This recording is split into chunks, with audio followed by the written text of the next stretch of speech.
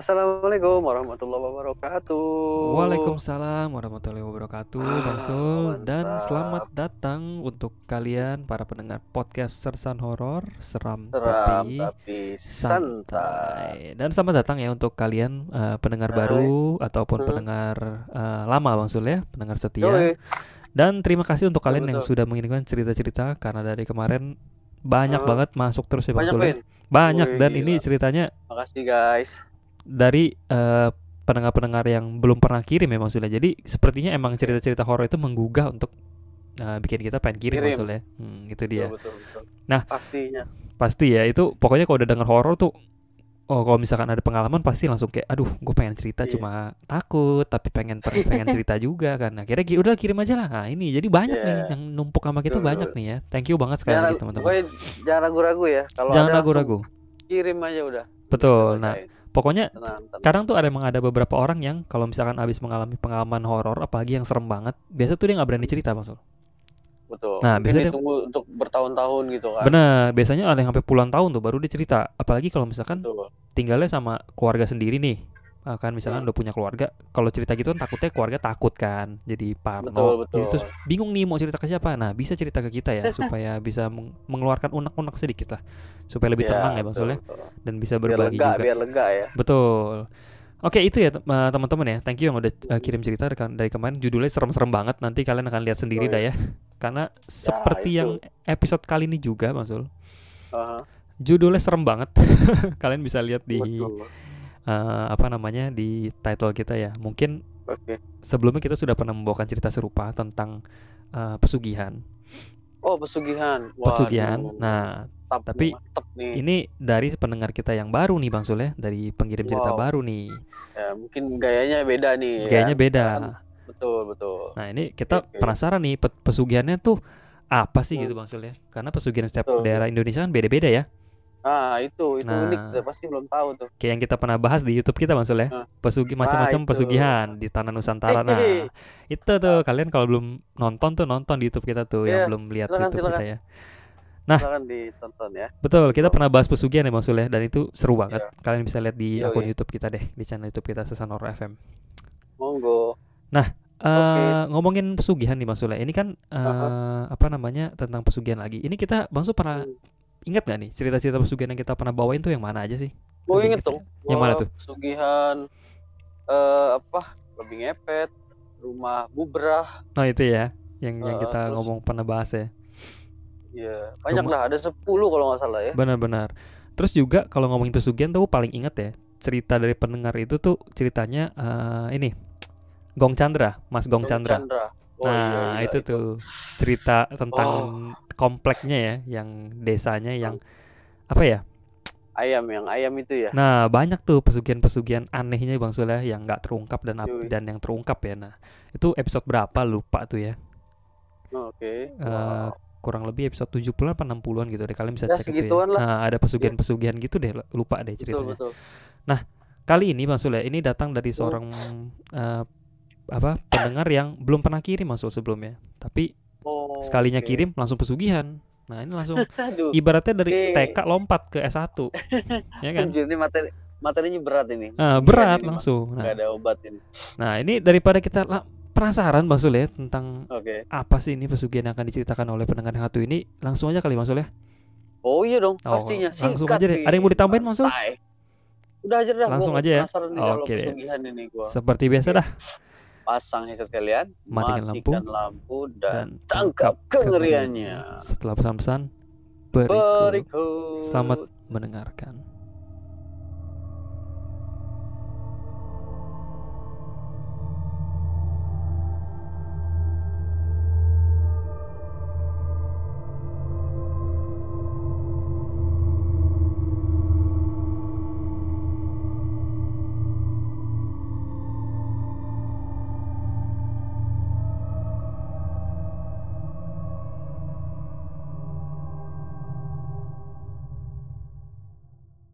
Yo, balik lagi Balik guys. lagi Piu. teman-teman, dan kita sudah Yoi, siap membacakan ceritanya yoi, dengan judul pesugihan ya maksudnya. pesugihan, Nah, sacrifice. sacrifice itu ya. Dark magic ya bahasa bahasa Mandarinnya Nah, bahasa sacrifice. Mandarin tuh. Sacrifice deh tuh ya. Episode 89 dengan cerita tentang Wow. pesugihan. Nah, ini Oke. dikirimkan Mhm. oleh teman kita yang bernama Eni maksudnya. Eni. Nah, dari, Oh, Mbak Eni, kita panggil saja Mbak Eni ya. Terima Oke, kasih oke. Mbak Eni sebelumnya sudah Thank you mengirimkan. Eni, thank Thank you you. banget. Nah, Mbak Eni ini dari Metro Lampung Bang Sul, dari kota Metro di Lampung. Wih, Nah, ini mantap. jujur aja ya, aku Nah, baru pertama kali dengar kota ini karena ini gue juga sama gue. iya kan, Metro Lampung tuh langsung bayanginnya tuh ini pusat perbelanjaan apa gimana sih gitu kan. Ternyata ini nama Kayaknya kota cuy. modern nih Metro Lampung. Nah, ternyata ini Oke, oke. satu kota yang di Lampung ya Bang Sul ya, baru tahu nih. Juga baru tahu sih, nih. baru denger Metro Nah, ini Lampung. baru tahu nih. Aku kirain Keren, tuh kayak departemen store gitu cuy. Metro ada di Iya sih. Jakarta gitu kan, kirain. Nah, Katanya langsung kota aja deh. ya. Kota Mantap ternyata lah. kan. Oke, Langsung oke. aja ya. Nah, Yuk. jadi si Mbak Eni ini kirim via email dengan judulnya pesugihan ya. Nah, Mbak Eni tulis seperti ini.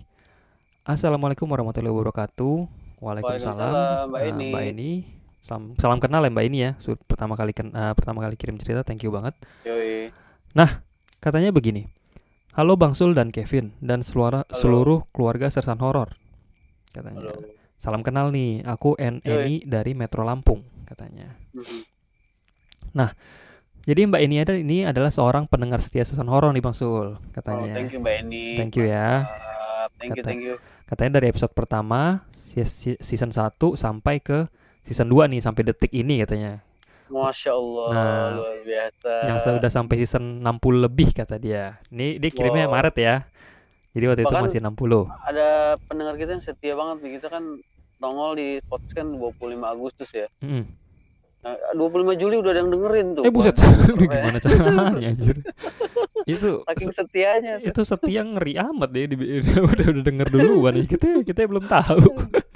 Gila, spoiler setianya. Spoiler Gila, nih ya. luar Nah, biasa. lanjut ya, kata Mbak Eni, jadi dia pendengar setia sudah dari dulu Bang Sul sampai sekarang nih. Katanya, Terima kasih Mbak Eni. terus semangat ya bikin podcastnya kata dia. Yoi, thank you. Aku mau berbagi cerita nih kata si Mbak Eni. By the way ini kisah temanku, tapi dia langsung ceritain ke aku katanya. Katanya sebut saja namanya Mbak Susan kata dia. Nama samaran ya. Susan. Nama Oke. samaran ya.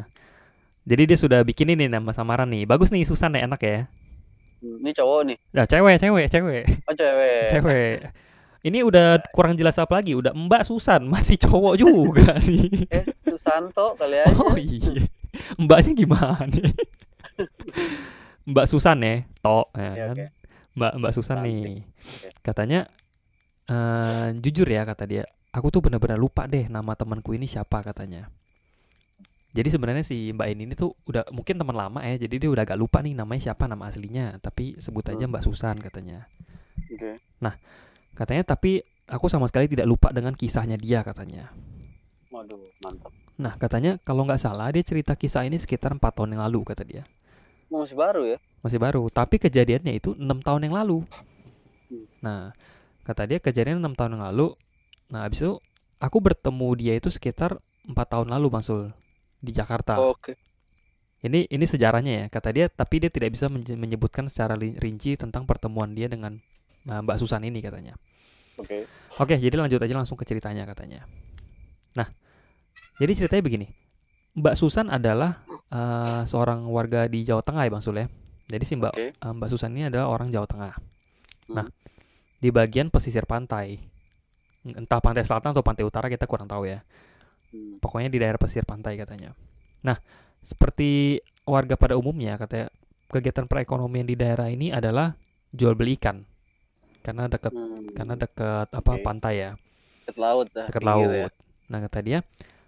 Nah, karena tempatnya ini dekat dengan TPI Bang Sul. TPI, tempat pelelangan ikan. Oh, gua kirain stasiun televisi. Bukan, yang sering ada dangdut itu ya. Okay. Oh, tempat pelelangan ikan disingkat. Tempat pelelangan ikan. Okay. Akhirnya semacam Tokopedia gitulah ya. Nah, bukan anjir. Oh, iya aja lagi. Iya aja lagi. Ntar gue jadi sesat kan, maksud iya aja lagi. Tadi di mana sih?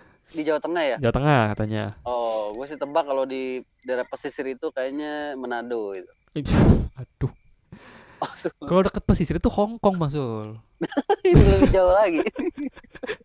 Makau cuy, Makau. Oh iya benar. Oke. Jadi ini Sebut tempat aja perjudian, Makau lah ya. tempat perjudian ikan ini. Enggak, ini Jawa Tengah ya. Nah katanya, jadi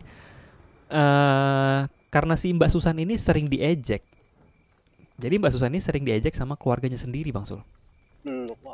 Nah, karena usahanya Mbak Susan ini bisa dibilang katanya tidak maju-maju katanya. Nah, ya mancing kali ya, mana bisa maju lah. Ya kecebur, cukup kecebur. Kalau lagi tanam padi juga kagak bisa maju itu. Kinjek, bodi kinjek. Mundur. Nah, katanya kenapa bisa diejek? Katanya karena usahanya si Mbak Susan ini dianggap nggak maju-maju katanya. Dan sementara lingkungan tempat tinggalnya si Mbak Susan ini tuh rata-rata orangnya kaya-kaya, Bang Sul. Oh gitu. Nah, tapi rata-rata orang ini kaya ini itu kayaknya itu ya kaya tanda kutip. Tanda kutip ya, jangan pintas, pesugihan-pesugihan gitu katanya. Yoi. Nah, mungkin itu waktu itu lagi ngetren mungkin ya di daerah dia, kurang tahu juga kan. Mungkin lagi in banget tuh pesugihan mungkin. Nah, jadi mungkin kalau misalkan kayak di sekolah nih, misalkan misalkan tas lu buluk sendiri gitu, yang lain bagus-bagus kan dibully tuh. Kan? Pasti. Nah, ini kalau di sini ngetrennya pesugihan sih. Jadi kalau yang kagak pesugihan dibully tuh. Coba. Anjir, instant rich ya. Instant rich nih. Nah, jadi si Mbak Susan ini diejek-ejek kan karena dianggap nggak maju-maju. Nah, mungkin karena karena sering diledek begitu atau gimana, atau memang pengen kaya juga. Jadi si Mbak Susan ini sama suaminya itu berniat melakukan jalan pintas pula katanya. Oke. Jadi udah mulai ada niat-niat nih, pengen coba-coba begitu kan, pengen coba-coba yang begituan juga nih. Nah, katanya sebenarnya si Mbak Susan ini sering ngelihat, Bang Sul, sering mengalami kejadian yang di luar akal sehat katanya. Dia sering ditemui oleh korban tumbal di lingkungan rumahnya. Ya Allah. Nah, katanya suatu hari anak dari tetangganya itu sekitar umur 7 tahunan gitu, Bang Sul, meninggal dunia. Anak dari tetangganya 7 tahun. Katanya sih sakit. Katanya sih karena sakit. Dan pada malam hari, kan udah meninggal ya anaknya nih. Nah, pas malam harinya sekitar pukul 12 malam, si Mbak Susan ini tuh ngedengar suara anak kecil yang nangis, Bang Sul. Nah, karena mungkin keganggu atau nggak nyaman gitu ya, akhirnya si Mbak Susan ini tuh keluar rumah, terus dia nyari nih, mana dia nih bocah akan nangis kan. Dia ngeliat, malah dia ketemunya sama si anak kecil yang udah meninggal tadi pagi. Ya Allah. Nah, ketemu, lagi nangis tuh anak si bocah. Di mana? Di atas genteng rumah tetangganya itu. Anjir, serius? Sumpah cuy, lagi nangis di atas genteng. Waduh, nggak bisa turun kali. Oh, mungkin dia nangis aja dia. tapi udah meninggal. Udah meninggal. Nah, tapi sosoknya begini, Mas. Sosoknya itu gimana? Nangis di atas genteng dan nggak pakai baju. Oh. Nggak pakai baju dan keadaannya itu kepala anak tersebut tertusuk tombak. Iya, tombak api. Serius lo? Tombak api serius katanya. Iya, anjir. Kasihan banget ya. Ya Allah Akbar. Ini korban pesugihan. Astagfirullahaladzim. Katanya kayak gitu wujudnya, katanya tertusuk tombak api menyala seperti obor katanya. Nah, terus si Mbak Susan ini cuma ngeliat aja gitu dan masuk ke rumahnya lagi sambil ngomong dalam hati. Jadi si Mbak Susan ini ngelengos aja gitu ya kan. Dia udah lihat, udah dia pergi, dia masuk rumah, terus dia dalam hati mikir gini, anaknya mati kan, ditumbalin sendiri toh gitu. Dia asumsinya begitu ya. Asumsinya begitu kan, karena mungkin lihat wujudnya nggak apa ya, nggak lazim lah begitu kan. Iya, pasti sih. Nah, jadi katanya mungkin tetangganya itu kayak, jadi si Mbak Susan itu berspekulasi, numbalin anaknya sendiri nih gitu. Nah si Mbak Susan ini tuh dia selalu ngaku kalau dia itu nggak punya kelebihan apa-apa nih, Bang Sul. Pokoknya si Mbak Susan ini selalu bilang, enggak, saya nggak punya kelebihan apa-apa, bukan orang yang indie home atau gimana, enggak. Nah, Tapi si Mbak Susan ini juga sering bingung sendiri. Kenapa sih kalau ada orang yang meninggal selalu nemuinnya gue gitu loh. Mungkin peka kali ya. Nah, mungkin. Tapi dia Lama-lama nggak tahu. dia. Nah, tapi mungkin dia nggak sadar. Nah, katanya ada lagi tetangganya yang meninggal dunia pada malam hari itu katanya. Tapi bukan anak-anak yang meninggal, tapi wanita yang sudah parubaya. Oh, udah tua. Nah, ini suatu hari nih ada yang meninggal lagi nih, wanita yang parubaya. Nah, pas udah meninggal itu, nah sekitar jam 3 subuh, si Mbak Susan ini tuh ngedengar Bang Sul. Ada seorang orang lagi ngerintih gitu. Ya Allah. Tapi ngerintihnya tuh ngomong gini, dingin katanya gitu. Oke. Kedinginan kayak kedinginan gitu. Dan ketika dicari suaranya itu, ketika dilihat dari jendela kamar, ternyata itu suaranya itu dari si almarhum itu. Shit. Ada sosoknya si almarhum itu. Di mana tuh? Ada di depan rumahnya si Mbak Susan. Aku di depan rumahnya dia. Mana aku tahu tuh, anjir kan? Gila kan? Nah, katanya Mbak Susan tuh ngelihat banget Bang Sul dengan jelas. Mukanya itu pucet, kayak lagi kedinginan gitu Bang Sul. Kayak orang lagi berenang di puncak gitu kan. Malam-malam, nah itu kayak gitu tuh. Kedinginan cuy. Hipotermia gitu lah. Nah, pucet lah ya. Kayak lagi di salju lah gitu, jaketnya hilang gitu. Nah, itu dingin banget dah pokoknya dah. Katanya kayak gitu sosoknya. Nah, dan selain sosok itu Bang Sul ya, pernah juga ada nenek-nenek penjual bunga yang sudah tua katanya. Nah, nenek ini juga udah meninggal Bang Sul. Udah meninggal. Nah, tapi beda lagi. Nenek penjual bunga ini tuh datang ke dalam mimpinya si Mbak Susan. Oh, di mimpi. Oke. Tapi penjual bunganya ini bunga yang buat ini ya, bunga yang buat disebar. Buat nyekar gitu ya. Buat nyekar makam gitu. Nah. Oh, oke. Nah, akhirnya si nenek yang udah meninggalin tuh datang ke mimpi Mbak Susan dan ngomong gini. Dek, tolong saya dong katanya. Tolong sampaikan ke keluarga saya. Tolong lanjutin pekerjaan saya sebagai penjual bunga setaman katanya. Soalnya kalau tidak ada yang melanjutkan pekerjaan saya bakal disiksa katanya gitu. Ya Allah. Nah, tapi dia nggak bilang nih, maksudnya disiksa sama siapa atau sama apa, nggak tahu nih, nggak tahu ya. Katanya tolong nenek ya dek katanya. Nah, tapi si Mbak Susan ini tidak peduli dengan apapun yang dia lihat katanya. Dan dia tidak mau tahu urusan apapun yang bukan urusan pribadi dia katanya. Ya, mungkin kayak gitu adalah solusi yang apa ya? Itu bisa jadi solusi juga sih maksudnya, biar daripada kita yang kena atau gimana ya. Iya sih. Atau mungkin aja, atau mungkin tuh si Mbak Susan itu mikir, jangan-jangan ini cuma tipu daya mungkin kan. Iya, betul. Takutnya menyerupai aja gitu loh. Betul ya kan? Sekali. Lebih baik dicuekin. Nah, gitu. Bukan urusan kita juga gitu kan. Mungkin si Mbak Susan mikirnya gitu. Nah, akhirnya lanjut ya, balik lagi bagian tadi si Mbak Susan ini pengen berencana mau ngikutin pesugihan Maksud.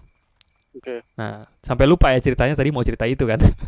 Iya kan. Soalnya dia agak jalan-jalan dulu. Nah, dia selipin kalau Mbak Susan. Sini lagi nih. Benar. Tadi selipan ya, Mbak Susan ini pernah ngelihat apa aja. Nah, ini balik lagi nih ke saat Mbak Susan ini dan suaminya itu ada niat pengen coba pesugihan. Ya Allah. Nah, akhirnya singkat cerita seperti ini Maksud. Mbak Susan dan suaminya bertemu seorang juru kunci. Kuncen ya? Nah, kuncen di suatu pantai. Nggak usah sebut namanya ya katanya. Nah, si sang juru kunci ini tuh menjelaskan persyaratan yang harus dipenuhi. Nah, isi formulir dah ya. Isi formulir gitu. Kan, kayak mau bikin annual pass Dufan gitu cuy. Isi formulir, dia foto kan, kartu keluarga apa segala macam disertakan lah gitu kan. Kalau bisa, siapa namanya tadi? Susan. Susan jangan pesugihan dah. Aduh kalau bisa dah, gue aja pengen. Kok lu pengen juga? Kok pengen juga? Gila kali, aduh. Ngeri. Amit ya. Gue gak sanggup dah. Jangan ya kalian ya. Misalkan kalian ada yang lagi denger ini pengen, jangan lah cuy, jangan lah. Jangan. Aduh, kita masih punya Tuhan itu, jangan. Meskipun aku nggak ngerti yang gitu-gitu, tapi janganlah udah gitu. Aduh. Nah, balik lagi cerita ya. Katanya juru kunci menjelaskan persyaratan yang harus dipenuhi. Dan kalian tahu persyaratannya itu menghabiskan sekitar 8 juta Maksud rupiah. Oh, 8 juta maharnya kali ya. Maharnya. Tapi itu 6 tahun lalu ya. 6 tahun lalu kan duit 8 jutaan lumayan cuy. Sekarang udah naik kali harganya. Nah, udah naik mungkin. Iya, pasti. Gede Iya. lah ya, maksudnya kan Nah. apa buat sebagian orang kan duit 8 juta itu kan gede ya maksudnya. Oh, gede. Gede. Nah, katanya kalau kata si Mbak ini, kalau buat aku pribadi sih duit segitu buat modal usaha aja kan lumayan katanya. Iya. Bener kan? Usaha Betul. kecil-kecilan yang penting halal gitu kan ya. Nah, lanjut deh katanya. Nah, si Mbak Susan dan suaminya ini jual motor Bang Sul jadinya. Oh, dijual motornya. Motornya Oke. dijual supaya dia itu bisa ya itu tadi ngelengkapin Lebihan maharnya ya. itu. Nah, ngelengkapin maharnya itu dan syaratnya udah lengkap nih singkat cerita kan. Dia udah jual motor, dia udah bayar maharnya 8 juta itu dan akhirnya juru kunci bilang gini. Kalian pulang aja kata si juru kuncinya, tapi jangan lupa sholat ya katanya. Loh. Nah, Aneh. sholat hajat, sholat tahajud, pesugihan tapi sholat Bang Sul. Aduh, Gue kayaknya udah menyimpang nih. juga kurang tahu ya, emang ada yang begini apa gimana kurang tahu dah ya. Gue juga baru denger Tapi sih, aneh aneh ya. ya orang pesugihan nyuruh sholat. Makanya. Oh, mungkin ini kali dia yang kenapa tuh? putih kali ya. Jadi ada. Ya, mungkin tapi putih-putih juga pesugihan gitu. Ya kurang tahu dah ya kenapa ya. Oke. Terus sholat ya. Kata si Mbak Eni aja gini, aneh ya katanya. Aku aja bingung katanya. Nah, singkat cerita si Mbak Susan ini tuh mimpi Bang Sul. Nah, di dalam mimpinya itu dia dibawa ke istana bawah laut. Wow. Oke. Nah, istana SeaWorld ya. SeaWorld anjir. Bawah laut. Enak bener. SeaWorld nih. Nah, dibawa ke SeaWorld ya, ke bawah laut. Nah, dia lihat itu ada istana sama ada Dewi, sosok Dewi yang bercahaya Bang Sul. Oh, Dewi bercahaya. Nah, tapi sosoknya itu setengah manusia, setengah ular. Nah, pasti kalian mikirnya Nyi Blorong kan? Tapi menurut Mbak Susan ini bukan Nyi Blorong katanya. Nah, katanya kata Mbak Susan pas dia masuk ke istananya itu, dia ngelihat di kanan kiri pintu itu banyak sekali orang setengah gila Bang Sul. Oke. Nah, seperti orang yang jiwanya terjebak katanya. Oh, kebayang ya. Kebayang. Katanya Mbak S ini jalan mengikuti sang Dewi, si Mbak Susan ini, ngikutin si sosok Dewi ini. Nah, seperti dijelaskan tadi, kalau sampai tidak bisa memenuhi persyaratan, nanti dia bakal seperti orang-orang yang setengah gila itu. Misalkan, kan biasanya ada pantangan-pantangannya tuh ya, atau ada syarat-syarat yang harus. Nah, katanya, menurutku sih itu tumbalnya ya. Jadi take and give gitulah, kan nggak mungkin gratis kan, ya kan? Iyalah, pastilah. Bersekutu emang gitu-gitu kan nggak mungkin gratis kan. Mereka mana ikhlas gitu kan. Betul lah, ada yang gratis, kencing aja bayar. Nah, itu dia. Nah, habis itu katanya si Mbak Susan ya santai aja, nggak ada kepikiran apa-apa. Namanya udah dibisikin setan, jadi nggak ada kepikiran kayak gitu katanya. Nah, terus besok paginya Mbak Susan kembali ke sang juru kunci dan menceritakan mimpinya dia. Juru kunci cuma bilang gini, oh itu artinya kamu diterima, katanya gitu. Oh gitu. Nah, yang apa pokoknya sistem requirement-nya udah dapet lah gitu ya, udah diterima kamu gitu. Nah, dapat SMS kali. Udah dapat SMS nih kan. Masukkan kode verifikasi ini gitu kan untuk melanjutkan. Nah, gitu kan. Pokoknya udah jebret deh, dia udah berhasil masuk ke kerajaannya gitu ya. Tapi lewat mimpi ya. Lewat mimpi. Gitu. Benar. Tapi setidaknya dia nggak lewat orang dalam ya kan. Lebih keren lagi. Lebih keren nih. Nah, akhirnya juru kunci cuma bilang gitu tuh. Oh, kamu diterima berarti katanya. Dan akhirnya juru kuncinya memberikan amalan wirid maksudnya. Oh, wirid. Nah, dan doa-doa kepada Mbak Susan. Nah, kata juru kunci ini, kamu baca nih, tapi setelah sholat tahajud bacanya, katanya gitu. Anjir. Aneh ya, katanya. Nah, malam harinya setelah melakukan sholat dan lain-lain, si Mbak Susan penasaran nih, bertanya-tanya dalam hati, kira-kira berapa banyak ya gue bakal dapet nih kekayaannya kan, gitu kan. Berapa banyak nih. Nah, tidak tahu dari mana asalnya, si Mbak S ini, Mbak Susan ini seperti ada yang bisikin gitu, maksud ada suara deh. Suaranya cuma ngomong gini, 4. Begitu doang. 4 angka doang. 4 doang. Nah, pagi-paginya si Mbak Susan ini tuh mikir, aku bakal dikasih 4. 4 itu 4 apa? 4 miliar, 400 juta, atau apa gitu kan. Si Mbak 4.000 anjir, maharnya 8 juta. 4.000 miliar, 4.000 miliar, banyak anjir. Nah jadi dalam hatinya si Mbak Susan ini gini, 4 AP, 4 miliar, 400 juta. Kagak mau lah gue kok cuma 400 juta. Dia mikir gitu. Tekor ya. Nah, baru aja dia mikir kayak gitu Bang Sul. Dalam hati doang nih. Kamarnya Mbak Susan itu kayak kena angin puting beliung. Anjir kan?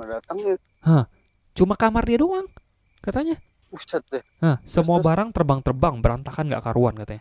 Suaminya pun kaget dan heran katanya. Akhirnya Mbak Susan dan suaminya menemui sang juru kunci. Dan mereka belum sempat berkata-kata apa-apa nih. Mereka belum sempat lapor apa-apa nih ke juru kunci. Juru kunci udah ngoceh-ngoceh. Kamu itu lancang banget ya nolak pemberian Dewi katanya. Gitu. Padahal dia baru mikir nih, kagak mau gue kalau cuma 400 juta gitu. Dianggapnya gak bersyukur kali ya kan, nolak. Kamu itu lancang ya nolak pemberian Dewi katanya. Dan si Mbak S itu jelasin, dia tuh, saya ini cuma mengira doang katanya. Saya kira cuma dapat 400 juta gitu loh. Nah akhirnya si juru kunci ini nyuruh si Mbak Susan pergi dan jangan pernah datang lagi katanya. Gitu Bang Sol. Jadi diusir nih sama juru kuncinya. Udah pergi lo, jangan balik-balik lagi ya gitu. Istilahnya gue males lah ngurus sama lu gitu kan. Nah lu kalau misalkan juru kunci udah bete, berarti lu nyebelin banget cuy. Asli deh. Ya kan, juru kunci kan jarang-jarang dapat klien ya. Terus kalinya dapat diusir, berarti lu nyebelin banget cuy. Iya, dia resign jadi juru kunci, jadi juru kampanye aja. Anjir. Jadi juru foto sih, fotografer. Nah itu dia. Jadi si juru kunci ini menyuruh Mbak S pergi dan jangan pernah datang lagi. Nah ini belum selesai nih. Kata si Mbak Susan, perjanjian pesugihan itu dalam waktu 10 tahun si Mbak Susan harus mengembalikan uang yang dia dapat dari jalur instan itu. Gitu. Bisa dibilang itu pinjaman Bang Goib. Oh iya Bang Goib. Nah, pernah denger ya? Sama ya, udah pernah denger nih. Bang Goib. Nah katanya, tapi aku nggak yakin sih. Ujung-ujungnya itu nyawa yang bakal ditukerin katanya. Dia nggak yakin, pasti ujung-ujungnya nyawa yang bakal dituker. Kayak orang yang setengah gila yang ada pintu di istana bawah laut itu katanya. Nah, jadi kan itu gagal dong pesugihannya kan? Gagal. Setelah gagal mengikuti pesugihan tersebut, si Mbak Susan ini mulai coba-coba buka usaha. Nah, tapi mungkin ini bisa dibilang bala dari perbuatan yang tidak pantas itu. Setiap usaha yang dijalani selalu bangkrut katanya. Waduh, panjang urusannya ya. Benar. Mulai dari jualan ikan, tiba-tiba ikannya dibeli orang tapi orangnya nggak bayar dan jalan gitu aja katanya. Dan si Mbak S ini nggak bisa apa-apa katanya. Nah, Mbak Susan ini ketemu orang yang bilang gini. Pernah suatu saat si Mbak Susan ini ketemu Bang Sul sama orang ini bilang gini. Aura kamu gelap katanya. Kamu harus bersihin diri supaya nggak sial terus katanya. Akhirnya si Mbak Susan ini ke tempat orang pinter. Berniat buat bersihin diri dari kesialannya Bang Sul. Nah, jadi sebut aja orang pintar ini namanya Pak Jo ya. Pak Jo. Nah, sebelum masuk rumah orang pintar itu, si Pak Jo ini tuh ya udah tahu, kan namanya orang pintar kan, udah tahu nih apa yang terjadi sama si Mbak Susan. Nah, si Pak Jo nanya nih sama Mbak Susan di depan pintu, kan belum masuk nih dia kan, masih baru depan pintu nih. Si Pak Jo nanya nih, kenapa kamu katanya. Terus kata si Mbak Susan, nggak kenapa-napa Pak Jo katanya gitu. Terus Pak Jo memberikan waktu kepada si Mbak Susan nih, sampai Mbak Susan ini mengakui kesalahan yang sudah dilakukan. Katanya kalau tidak mengakui, si Mbak Susan ini dilarang masuk rumah Pak Jo. Harus jujur ya. Nah harus jujur, pokoknya di depan situ aja. Lu harus ngaku nih, lu ada masalah apa nih, kenapa nih, lu ngapain aja gitu kan. Nah dikasih waktu, ditungguin sama si Pak Jo. Sejam, 2 jam, 3 jam. Anjir. Iya, seriusan ditulisnya gini, sejam sampai 2 jam, 3 jam. Si Pak Jo udah kagak tahu, udah bolak-balik pipis berapa kali tuh ya. Tetap aja nih, si Mbak Susan kagak ngaku sih. Gak ngaku juga ya? Gak ngaku. Kata si Mbak Susan, dia itu seperti lupa bener-bener kalau dia pernah ngikut pesugihan. Lupa dia. Nah, kayak lupa katanya. Emang ya kalau udah salah lupa duit inget. Untung Pak Jo gak sewot, Dik. Iya, untung Pak Jo gak sebel. Gak aku gua kelitikin juga loh. Ginjalnya. Aduh, nih Akhirnya sampai menjelang sore Bang Sul, akhirnya si Pak Jo menyuruh si Mbak Susan ini masuk ke rumah. Dan tiba-tiba ngomong gini si Pak Jo, kamu nggak usah malu katanya, kamu habis pesugihan kan katanya gitu. Udah tahu ya. Udah tahu. Pastinya. Si Pak Jo udah tahu, cuma dia cuma minta si Mbak Susan ini ngaku aja gitu loh. Udah tahu, cuma ngaku aja gitu loh. Nah, obrolannya akhirnya dimulai. Si Pak Jo bilang, udah kamu nggak usah malu, saya juga dulu pernah ikut pesugihan katanya gitu. Buset. Ini tinggal di mana sih, kayak semuanya udah pernah ya, keren amat. Senior. Iya nih. Katanya saya dulu bersama 7 orang datang ke sebuah gunung. Terus juru kunci berpesan setiap ketemu makhluk goib jangan takut. Tapi setiap saya ketemu makhluk goib yang wujudnya aneh, saya selalu istighfar. Nah, setiap muncul makhluk yang aneh, saya selalu menyebut astagfirullahaladzim dan makhluk itu hilang seketika.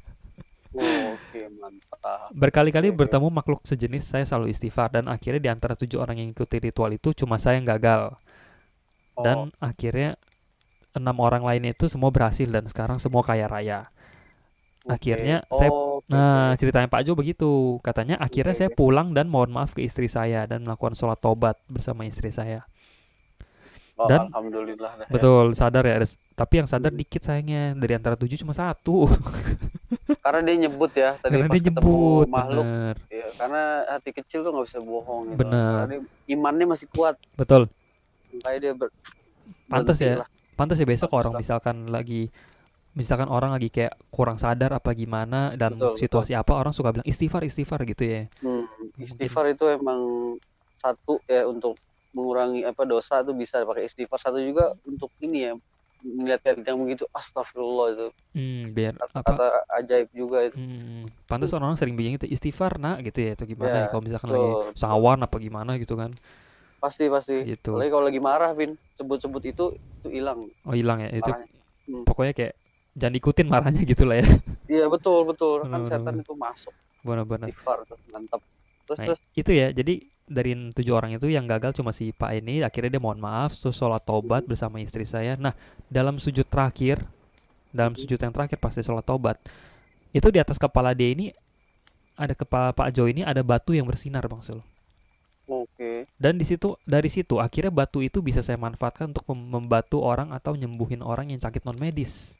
Alhamdulillah. Gitu. Dapat karunia juga ya. Betul. Mantap. Katanya. Nah, balik ke Mbak Susan, akhirnya si Mbak Susan ini dikasih air dan alhamdulillah aura sialnya mulai luntur katanya. Hilang. Sakti ya si Pak Jo ya. Katanya Mbak Susan ini sebenarnya orangnya pinter ngaji Bang Sul dan pinter sholat. Katanya bisa dibilang alim sih Mbak Susan ini orangnya. Surat Yasinnya hafal dengan lancar di keluar kepala. Mantap, gila. Nah, tapi karena duniawi sudah membutakan mata hatinya, dia bersumpah di depanku tidak akan sholat dan mengaji sebelum dia kaya katanya.